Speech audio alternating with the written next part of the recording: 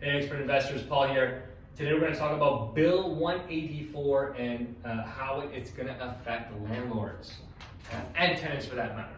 With all the negative news, let's say, we've been hearing over the past few months, Bill 184 has gone through its third reading, and it's an important change for landlords and tenants, and I feel like it's kind of flew under the radar, and I want to talk about it a little bit here. And I think we're going to schedule a Q&A with one of my favorite paralegals later this week. If you want to hear a full Q&A with an expert paralegal, please reply to this email so I know you're interested, and I will book that for us, okay? So, Bill 184 is a change proposed by the Ontario government to make some amendments to the Residential Tenancies Act. Now, we want to know, does it truly benefit landlords, and are tenants getting the raw deal they're complaining about? There's a bunch of tenant advocacy groups that are complaining that this is like the worst thing in the world. So I want to talk about it and see where we stand here. So before we get into that, I want you to think back to some of your experiences at the LTB. I've been a landlord just over 10 years now. I've been to the Landlord and Tenant Board a handful of times, and each time it's been for basic stuff, basic non-payment of rent. I've never applied for above guideline increase or something like that.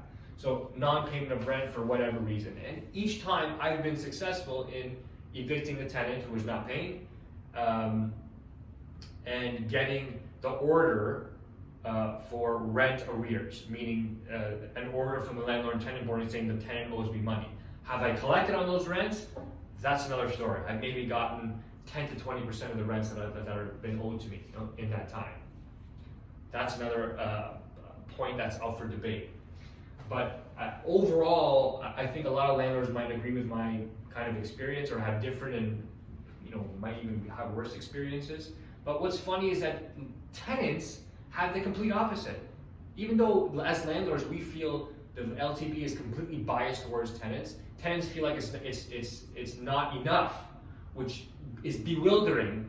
But I think it's a symptom of a completely broken system. Okay, I think it's a symptom of a broken system. This, I believe, is an improvement.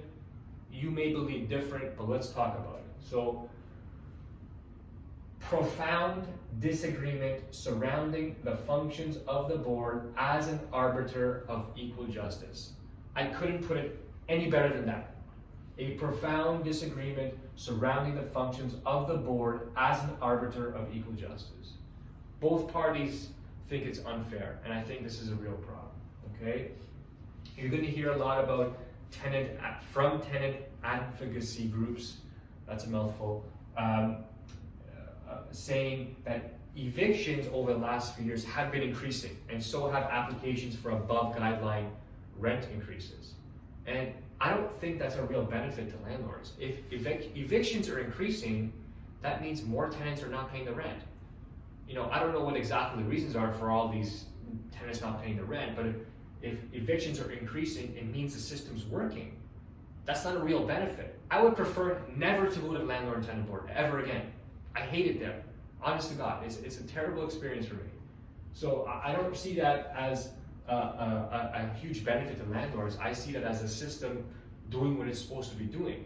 But if there's an increase in tenants not paying the rent, what's the reason behind that? And I don't know what it is. I'm just raising the question here. So, Bill 184.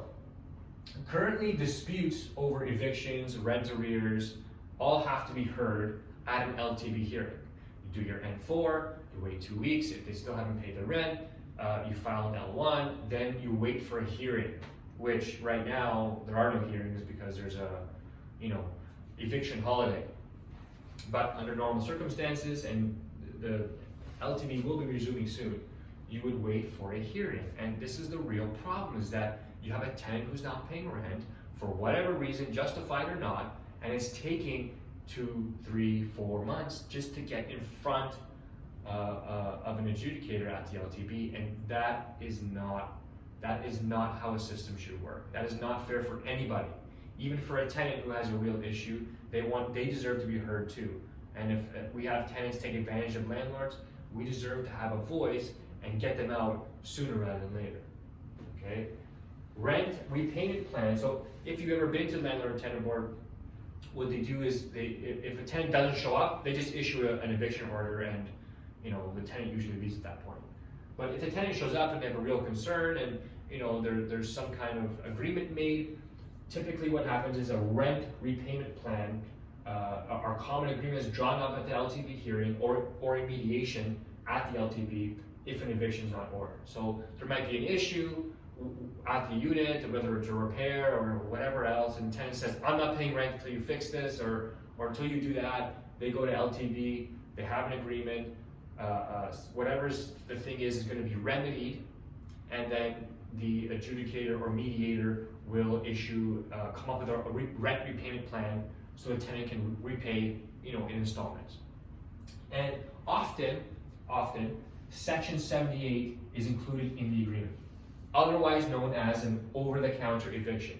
Meaning, and this is important, the adjudicator or mediator says, you must repay the rent, you owe the rent, you're going to repay on this plan, this, and this. And if you don't pay, the landlord can call directly to the sheriff and issue an eviction without coming back to the LTB. So that gives the tenant a notice that, hey, we understand there's an issue will be resolved, you must pay your rent, and if you don't, we're not going back to and spending 4 months waiting for an LTB hearing. The landlord can call the sheriff directly and have you evicted within a few weeks. So that's called Section 78, or as the tenant advocacy groups like to call it, over-the-counter eviction. Okay?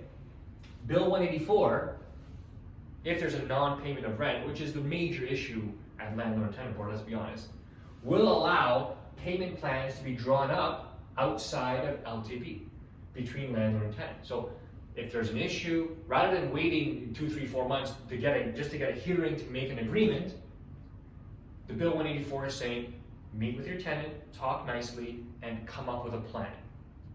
Then, as my understanding, the agreement must be submitted to and then approved by the LTB. Meaning, if I have an issue with the tenant, we resolve whatever the issue is, we come up with a payment plan, I submit the payment plan to the LTB, or the tenant can, it's approved, and typically the agreement is going to include a Section 78 again, or the over-the-counter eviction. Okay?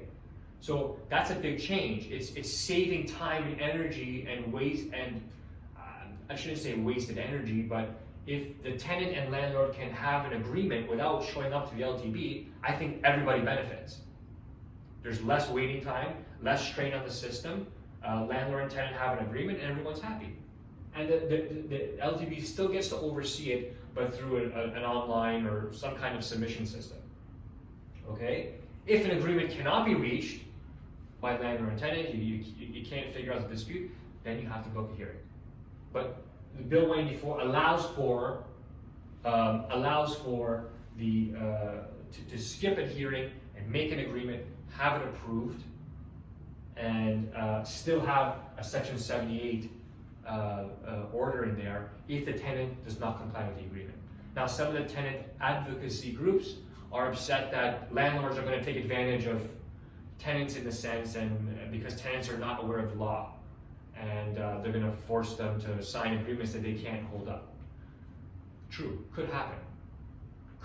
But I think as reasonable, they're assuming that all landlords are irresponsible and irrational, and all tenants do not know the law. It doesn't take much to pull up Google and figure some stuff out for yourself. And I think more often than not, way more often than not, landlords and tenants just want to go about their life in peace and have a reasonable agreement. So I think this is a good thing. Is it going to work? I don't know. Is it going to work on some levels? I'm betting yes, and there's going to be some issues where it doesn't work, but that's normal. But I think this is progression in the right direction, although it's a small step. Okay, also a big one, stricter penalties for landlords who don't play by the rules. So the big one is the reno eviction. So landlords kicking tenants out because they're going through renovation, and then obviously just doing that process just so they can raise the rent. It's a common strategy, and sometimes landlords feel like they're obligated to do that because the rent's so low and they can't keep up with the property, and it's a symptom of a broken system. but it's still against the rules. So the Bill 184 proposes that fines for this increase from 25 to 50,000 and for individuals, and 100 to 250,000 for corporations. Okay. Bill 184 includes proposed amendments that permit the board to consider a landlord's previous use of notices of termination under sections 48, 49, and 50, determining whether or not it's acting in good faith in currently applying for the termination of a tenancy under those same sections. So those sections 48, 49, and 50, those are applications, I believe, for renovation, for personal use, and for a buyer taking possession for personal use on a purchase. I could be wrong there. Paralegals correct me. I want to bring a paralegal on to talk about this in detail. If you want to hear about this and have a Zoom Q&A thing, please reply and let me know, and I will book it for us. Okay. So stricter penalties there. And under Bill 184, tenants have been constrained to 1 year to file for reimbursement if they discover an illegal rent increase.